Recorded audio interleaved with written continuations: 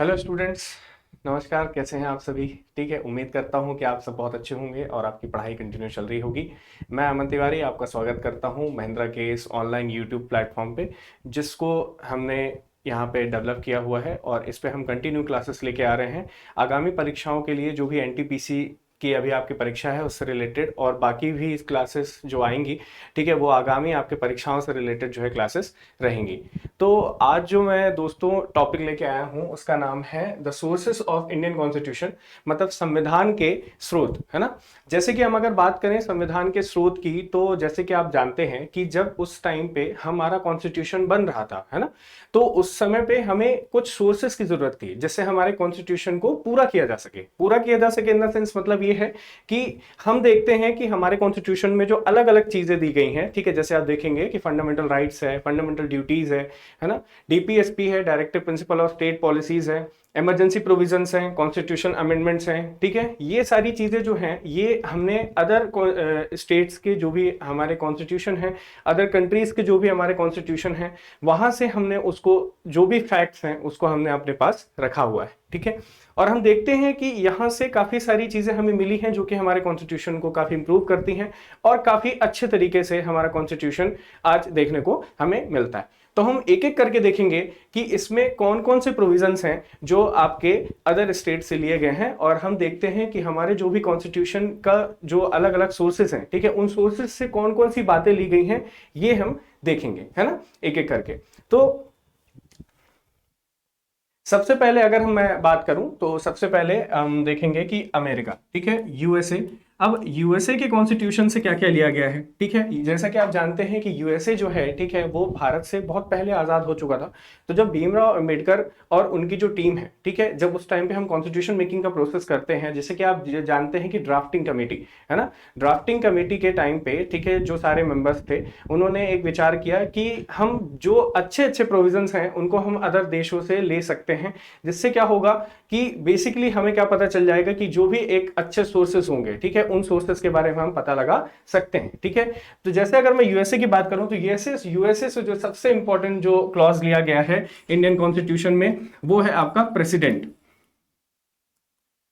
ठीक है। प्रेसिडेंट का क्लॉज यूएसए से लिया गया है, ठीक है। जैसे आप जानते हैं, मतलब जो प्रेसिडेंट का इलेक्शन होता है, ठीक है, और प्रेसिडेंट के जो भी सारे क्लॉज होते हैं और वो सारी चीजें आपकी प्रेसिडेंट की कहां से ली गई हैं, ठीक है, यहां से, ठीक है, अमेरिका के संविधान से ली गई हैं। दूसरा अगर मैं बात करूं प्रेसिडेंट के अलावा, तो यहां से जो दूसरा सबसे इंपॉर्टेंट क्लॉज लिया गया है उसका नाम क्या है, ठीक है, सुप्रीम कोर्ट, ठीक है, सुप्रीम कोर्ट, सर्वोच्च न्यायालय, ठीक है। सर्वोच्च न्यायालय से मेरा आशय है, ठीक है, सर्वोच्च न्यायालय से मेरा आशय यह है कि जो आपका सुप्रीम कोर्ट का पूरा सिस्टम है, जैसे आप देखते हैं कि हमारे भारतीय संविधान में सुप्रीम कोर्ट के बारे में जो भी सारी बातें कही जाती हैं, ठीक है, कि जैसे एक हमारा जो main chief justice of India होगा, सर्वोच्च न्यायालय होगा। इसके अलावा अगर हम देखें तो बाकी के बहुत सारे जज होंगे जो उनके कॉलेजियम को पूरा करेंगे और उनकी जो है सहायता करने के लिए होंगे, है ना। तो ये जो पूरा प्रोसेस है, ठीक है, ये कहां से लिया गया है, ये आपका लिया गया है अमेरिका से, ठीक है। तो अमेरिका से ये दो बहुत महत्वपूर्ण बातें हैं, ठीक है, जो ली गई हैं। और आगे हम देखेंगे, ठीक है, कि इसमें और क्या क्या चीजें ली गई हैं। जैसे अगर मैं बात करूं जैसे अगर मैं बात करूं तो यहां पे एक और महत्वपूर्ण चीजें ली गई हैं, ठीक है, जिसको हम क्या कहते हैं, ठीक है, महाभियोग की प्रक्रिया, महाभियोग की प्रक्रिया, ठीक है। महाभियोग की प्रक्रिया का मतलब क्या है, impeachment process, impeachment process.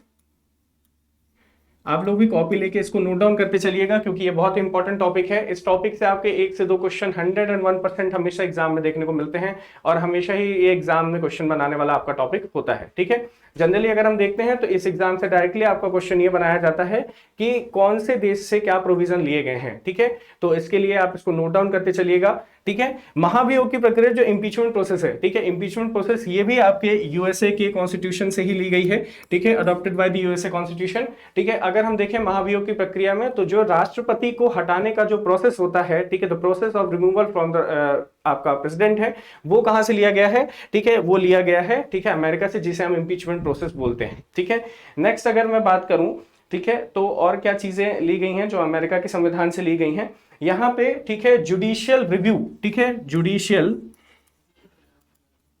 Review, ठीक है, जुडिशियल रिव्यू जो है, ठीक है, इसको भी हमने कहां से अडॉप्ट किया है, यूएसए के कॉन्स्टिट्यूशन से अडॉप्ट किया है। जुडिशियल रिव्यू की अगर मैं बात करूं तो जैसे आप जानते हैं कि जिसे हम हिंदी में बोलते हैं न्यायिक पुनरावलोकन। न्यायिक पुनरावलोकन का मतलब ये होता है कि जो भी हमारे यहाँ पे जो हमारा न्यायिक सिस्टम चल रहा है, जुडिशियल सिस्टम चल रहा है, उस सिस्टम को प्रॉपर रिव्यू किया जा सके जिससे कि कोई भी गलत संदेश ना जाए, है ना, उसके लिए हम जुडिशियल रिव्यू का यूज करते हैं। और जुडिशियल रिव्यू जो है, ठीक है, ये भी अमेरिका के संविधान से लिया गया है, ठीक है, जो कि कहां से है, हमारे यहाँ पे, ठीक है, भारतीय संविधान में इसको रखा गया है, ठीक है। नेक्स्ट अगर मैं बात करूं तो अब हम बात करेंगे ब्रिटेन, ठीक है, ब्रिटेन के संविधान से भी बहुत कुछ सारी चीजें ली गई हैं, ठीक है। अब अगर मैं ब्रिटेन के कॉन्स्टिट्यूशन से, ठीक है, मैं बात करूं तो ब्रिटेन से जो सबसे इंपॉर्टेंट चीज ली गई है उसे हम क्या बोलते हैं, ठीक है, सिंगल सिटीजनशिप,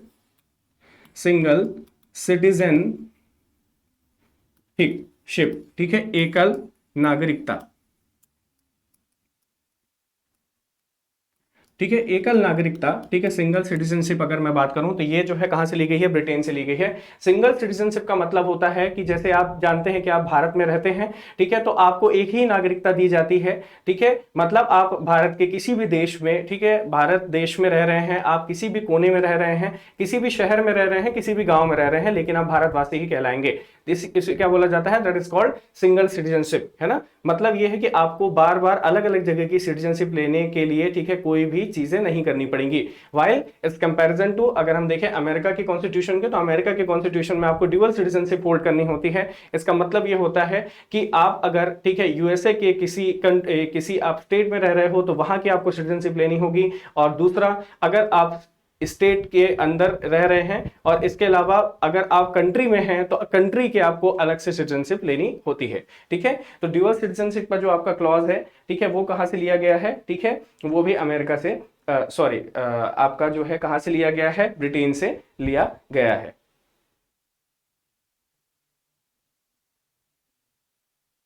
ठीक है। और यहां पे अगर मैं बात करूं तो जो दूसरा इंपॉर्टेंट फैक्ट है जो ब्रिटेन से लिया गया है वो है आपका पार्लियामेंट्री सिस्टम, पार्लियामेंट्री सिस्टम, ठीक है। पार्लियामेंट्री अगर सिस्टम की मैं बात करूं तो जिसे हम बोलते हैं, ठीक है, आपका संसदीय स्वरूप, ठीक है। आप जानते हैं कि हमारे यहाँ पे जो संसदीय स्वरूप चलता है जिसमें आप संसद के 3 अंग देखते हैं मुख्यतः, जो आपके लोकसभा, जैसे आप क्या बोलते हैं, ठीक है, लोकसभा जो है आपका, ठीक है, वो house of the people, Rajya Sabha house of the state of council, और इसके अलावा आपका प्रेसिडेंट, ठीक है, राष्ट्रपति। ये 3 जो महत्वपूर्ण अंग हैं, ठीक है, ये आपके किसके अंदर आते हैं, ठीक है, संसदीय स्वरूप के अंदर आते हैं, ठीक है। तो ये जो प्रॉपर आपका पार्लियामेंट्री सिस्टम है वो भी कहां से लिया गया है, ठीक है, ब्रिटेन से लिया गया है ना। अगर मैं आगे बात करूं, ठीक है, तो और कहां से चीजें ली गई हैं, ठीक है, तो अगर नेक्स्ट में अगर मैं बात करता हूं, ठीक है, तो आपका आयरलैंड, ठीक है, नेक्स्ट अगर मैं बात करूं तो आयरलैंड के संविधान की बात करते हैं, ठीक है, आयरलैंड, ठीक है। आयरलैंड से अगर मैं बात करूं तो सबसे इंपॉर्टेंट चीज जो दी गई है, ठीक है, वो हमारे इंडियन कॉन्स्टिट्यूशन में जिसे हम शॉर्ट में कहते हैं डीपीएसपी, ठीक है। डीपीएसपी जिसका पूरा नाम होता है directive principle of state policy, ठीक है, directive principle of state policy, ठीक है, जिसे हम राज्य के नीति निदेशक तत्व कहते हैं, राज्य के नीति निदेशक,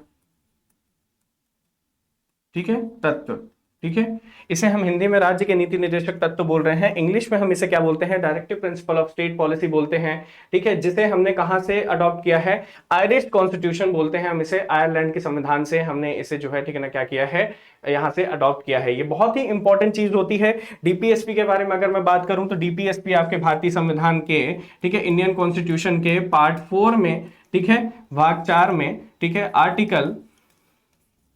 आर्टिकल 36 से लेकर के, ठीक है, आर्टिकल 51 तक जो है, ठीक है, इसके बारे में क्लॉज दिए गए हैं, ठीक है। इसको हम आगे जब डिटेल में पढ़ेंगे तो मैं सारी चीजें आपको इसके बारे में बताऊंगा जो कि एग्जाम पॉइंट ऑफ व्यू से आपके काफी इंपॉर्टेंट होगी, ठीक है। और इसके अलावा जो अगर मैं बात करता हूं, ठीक है,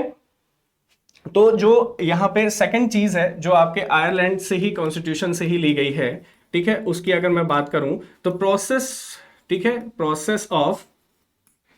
प्रेसिडेंट इलेक्शन, ठीक है, प्रेसिडेंट के इलेक्शन का जो प्रोसेस है, ठीक है, प्रेसिडेंट के जो इलेक्शन का प्रोसेस है, ठीक है, वो कहां से अडॉप्ट किया गया है, ठीक है, वो भी अडॉप्ट किया गया है कहां से, आयरलैंड से अडॉप्ट किया गया है, ठीक है, प्रेसिडेंट के जो इलेक्शन का प्रोसेस है, ठीक है, वो कहां से अडॉप्ट किया गया है, ठीक है, तो वो भी यहीं से अडॉप्ट किया गया है, प्रोसेस ऑफ, ठीक है, प्रेसिडेंट इलेक्शन। इसका मतलब ये है कि राष्ट्रपति के चुनाव का तरीका, राष्ट्रपति के चुनाव का तरीका, अब राष्ट्रपति के चुनाव का जो तरीका होता है उसे हम बोलते क्या है, ठीक है, तो उसके लिए भी एक वर्ड होता है, ठीक है, सिंगल ट्रांसफरेबल वोटिंग सिस्टम, ठीक है, इसको हम क्या बोलते हैं, सिंगल ट्रांसफरेबल वोटिंग सिस्टम, ठीक है, जो आपके राष्ट्रपति के चुनाव का जो तरीका होता है, ठीक है, जो process of election, president election, उसे हम क्या कहते हैं, उसे हम कहते हैं single transferable voting system. Single transferable voting system, ये पूरा वोटिंग सिस्टम जो है, ठीक है, वो किसके लिए यूज होता है, प्रेसिडेंट के इलेक्शन के टाइम पे ये प्रोसेस जो है, ठीक है ना, यूज किया जाता है, ठीक है। एक और बहुत इंपॉर्टेंट फैक्ट है जो आयरलैंड के कॉन्स्टिट्यूशन से लिया गया है, ठीक है, अगर मैं जिसकी बात करूं तो उसका नाम है, ठीक है, आपके जो टोटल मेंबर्स अपॉइंट होते हैं, ठीक है, किसके लिए, ठीक है, आपके जो 12 मेंबर अपॉइंट करते हैं बाय द प्रेसिडेंट, ठीक है, किसके लिए करते हैं, राज्यसभा में, ठीक है, तो मेंबर्स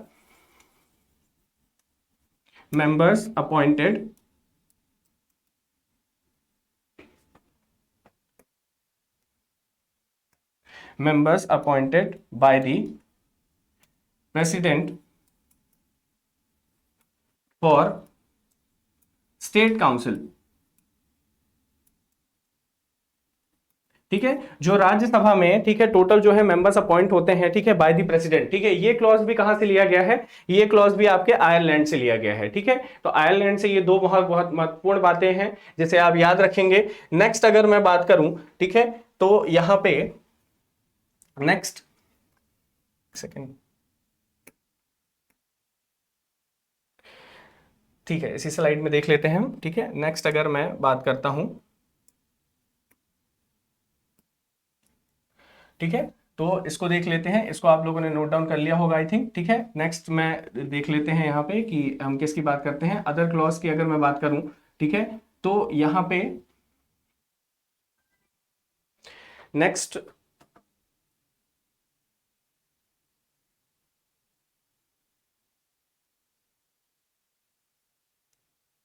नेक्स्ट जो है अगर मैं बात करूं तो रशिया, ठीक है, अब हमने रशिया से कौन कौन से प्रोविजंस लिए हैं अब हम ये देखेंगे, ठीक है, रशिया से, ठीक है, भी हमने कुछ प्रोविजंस लिए हुए हैं वो हम देखेंगे। हमारे कॉन्स्टिट्यूशन में हम एक चीज देखते हैं, ठीक है, जिसको हम कहते हैं आपको मौलिक कर्तव्य, ठीक है, बचपन से आप पढ़ते आ रहे हैं मौलिक कर्तव्य, ठीक है, मौलिक कर्तव्य इट मींस फंडामेंटल ड्यूटीज,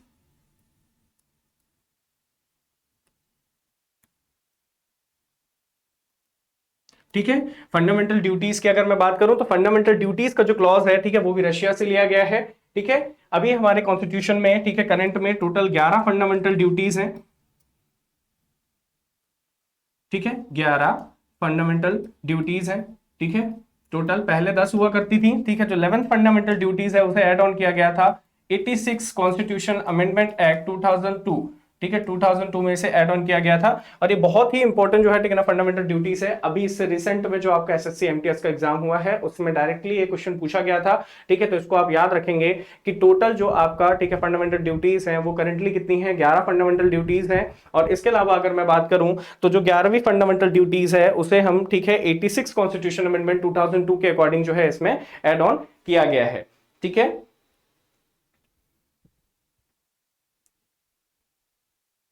ठीक है, नेक्स्ट अगर मैं देखूं, ठीक है, तो इसको हम हटा देते हैं, ठीक है, नेक्स्ट अगर मैं देखता हूं, ठीक है, तो नेक्स्ट क्या दिया गया है, ठीक है, अगर हम रशिया के कॉन्स्टिट्यूशन से देखें, ठीक है, तो अच्छा हमने रशिया देख लिया है, सॉरी, रशिया के अलावा अगर हम कहां से देखें, जर्मनी, ठीक है, जर्मनी के अगर कॉन्स्टिट्यूशन से हम देखते हैं, ठीक है, जर्मनी, जर्मनी के कॉन्स्टिट्यूशन से क्या लिया गया है, ठीक है, तो जर्मनी के कॉन्स्टिट्यूशन से अगर हम देखते हैं तो आपका जो इमरजेंसी प्रोविजंस है, ठीक है, आपात उपबंध जिसे आप कहते हैं, ठीक है, इमरजेंसी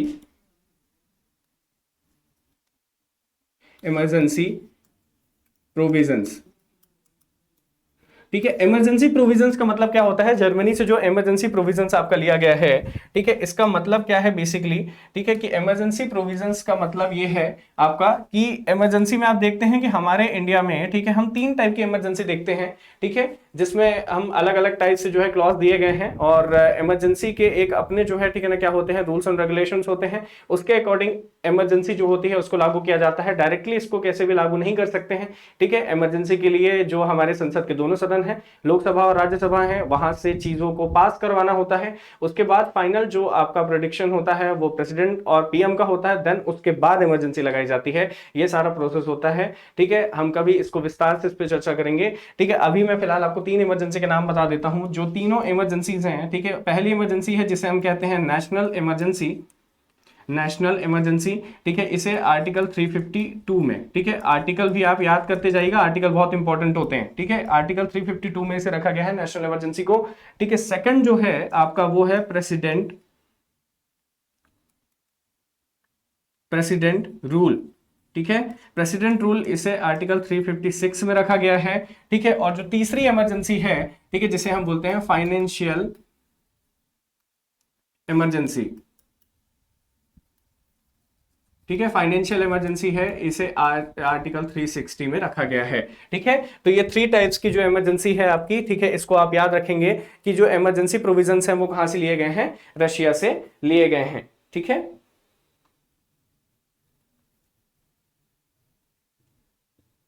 ठीक है, अब अगर मैं नेक्स्ट बात करूं, ठीक है, तो यहां पे आपका, ठीक है, कहा आपके साउथ अफ्रीका, ठीक है, यहां से भी कुछ प्रोविजंस लिए गए हैं, तो यहां से जो सबसे मेन प्रोविजन लिया गया है वो क्या लिया गया है, जो यहां से मेन प्रोविजन लिया गया है आपका, ठीक है, वो लिया गया है कॉन्स्टिट्यूशनल अमेंडमेंट्स, इसको आप याद रखेंगे, बहुत इंपॉर्टेंट है ये अमेंडमेंट्स, ठीक है। कॉन्स्टिट्यूशन अमेंडमेंट्स का क्या मतलब होता है, संवैधानिक संशोधन, संवैधानिक संशोधन, ठीक है। संवैधानिक संशोधन का मतलब यह होता है कि संविधान के किसी भी भाग में अगर आपको यहाँ पे संशोधन करना है, ठीक है, किसी भी चीजों को लेके अगर कोई अमेंडमेंट किया जा रहा है, ठीक है, तो वो अमेंडमेंट आर्टिकल 368 के अंदर होता है, ठीक है, आर्टिकल 368 में से रखा गया है, ठीक है, ये इसका आर्टिकल भी याद रखिएगा। इसका जो क्लॉज है वो कहां से लिया गया है, साउथ अफ्रीका से लिया गया है, ठीक है। ये बहुत ही इंपॉर्टेंट है क्योंकि इसमें 3 जो इसमें अलग अलग टाइप के जो प्रोविजंस होते हैं उनको हमें ध्यान में रखना होता है कि कैसे जो है, ठीक है, कहाँ अमेंडमेंट किया जा रहा है, अलग अलग टाइप के अमेंडमेंट किए जाते हैं। आपको पता है कि जो हम देखते हैं कि कहीं किसी भी राज्य के अंदर जो है, ठीक है, उसकी बाउंड्री को हमने कम कर दिया है या बढ़ा दिया है, किसी नए स्टेट्स का ओरिजिन किया जा रहा है, ठीक है, ये सारी चीजें जो है, ठीक है ना, अमेंडमेंट से ही पॉसिबल होती हैं, ठीक है। और अमेंडमेंट जब तक, ठीक है, आपके संसद के दोनों सदनों के द्वारा पास नहीं कराया जाता है तब तक वह अमेंडमेंट नहीं पूरा हो पाता है, ठीक है। तो अमेंडमेंट की भी एक अलग प्रोसेस होती है जिसको हम कभी डिटेल में पढ़ेंगे, ठीक है। तो फिलहाल आज के लिए इतना ही साथियों, ठीक है, और हमने लगभग सारे सोर्सेज जो है, ठीक है, इंडियन कॉन्स्टिट्यूशन के कंप्लीट कर लिए, जो भी अभी फिलहाल बच गए हैं उसे हम नेक्स्ट क्लास में बिल्कुल कंप्लीट करेंगे, ठीक है। और आपको वीडियो पसंद आए तो बिल्कुल जो है चैनल को सब्सक्राइब करिए और वीडियो को लाइक करिए और ज्यादा से ज्यादा शेयर करिए, और हम ऐसे ही आपके लिए कंटिन्यूस वीडियो लाते रहेंगे, ठीक है। और आपकी जो है, ठीक है ना, प्रिपरेशन काफी अच्छी हम कराएंगे जिससे आप एग्जाम में जो है काफी अच्छा परफॉर्म करके आएंगे, है ना। तब तक के लिए जय हिंद, जय भारत, थैंक यू।